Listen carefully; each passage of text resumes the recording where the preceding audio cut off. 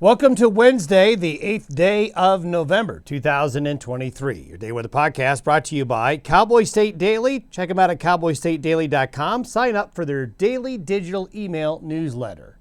Well, as we head through the second half of the week now, we're going to cool off a bit. The trough of low pressure that came off the Pacific Northwest late yesterday and last night is bringing a smattering of rain and snow showers to some parts of Wyoming and Colorado and the Central Rockies.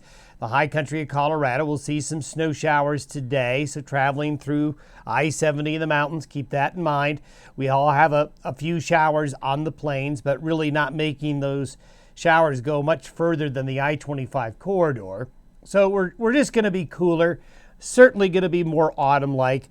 We're not looking at anything cold, but after several days of very mild temperatures, it's just going to be cooler. It's just going to be more as it should be for this time of year. Temperatures through the weekend and into early next week will basically be close to average. But most of the weather action, most of the really interesting weather is going to happen in the long range. We've got a stretch of weather here from today through the middle of next week where there's systems coming through. It's just that they're not going to have much going for them. So we'll have a little wind, we'll have some high mid-level clouds, seasonal temperatures, but really nothing too bad. All of the action is going to be in the 10-plus day range, which means basically late next week. Not much happening between now and then. And we'll show you on the satellite imagery and the maps here going forward what will transpire in that 10-plus day time range. In the meantime, satellite imagery this morning shows a big low here in the northwest part of the Gulf of Alaska. It's just going to kind of stay up there, spin on its heels, be giving stormy weather to southern Alaska and this region up here. The trough of low pressure, which is connected from up here to this cloudiness that's associated right here. This area of cloudiness right here associated with some good upper level energy and that moisture that will slide south into Colorado today, bringing the high country Colorado some snow. But the rest of the West really not going to see much going on. Here you can see this elongated area of low pressure that we just saw in the satellite imagery right here. That big low up just off the Aleutians. But high pressure kind of building in behind it. And that high pressure is going to come in for the rest of the week and into the weekend. Saturday, we'll see a low go across the U.S.-Canadian border. But as we know, when we get into a westerly flow like this, Pacific air will flood the nation. So Pacific air, generally speaking, this time of year is a mild forecast. Not a warm one, but it's going to be more mild as the cold air right now is locked up in the higher latitudes. This low pressure system right here doesn't look like much, but it is going to feed a lot of subtropical moisture into the southern plains. And we're going to see some significant rain breakout in parts of the far south. This is kind of an indication of the El Nino, the warm sea surface temperatures back here near the equator, helping to form sort of a southerly jet. And that extra southerly jet stream forming in the cold season is a sign that El Nino is going to have some impact.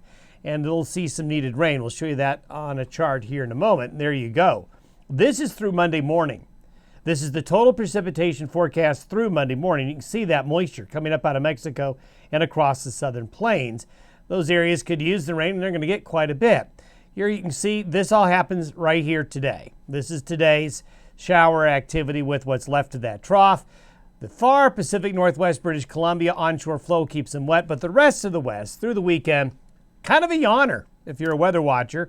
There's the snowfall forecast, and again, most of this happens over the next 24 hours, at least what we're going to be seeing here. And if we take a step back through Monday, you can see that heavier moisture coming out of Mexico and across the southern tier of the U.S.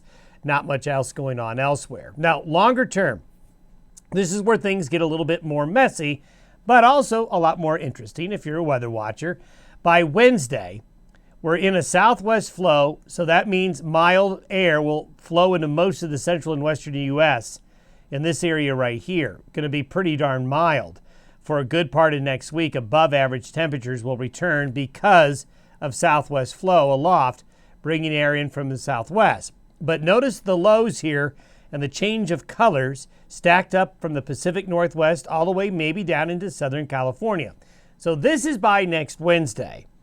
After Wednesday, we see a low potentially closing off near the Four Corners area and becoming a closed low and winding up and maybe forming into what could be a real weather maker. But this is not until next Friday and Saturday. And it hasn't gotten near the divide yet, getting close, but not there yet. So we're going to keep an eye on this scenario. We're not exactly sure this is the exact scenario that will come together, but this time frame, basically the weekend after this one, is when we're probably going to see a lot more in the way of colder and potentially wet weather, meaning rain, snow, and falling temperatures, depending on whether or not this system comes together or not. All of this up here, after this heads east, will get cut loose and head back in behind it. So the trends we've been talking about, the end of November being colder, more stormy, more winter-like, remains on the table. Now take a look at potentially the precipitation that could develop with this pattern.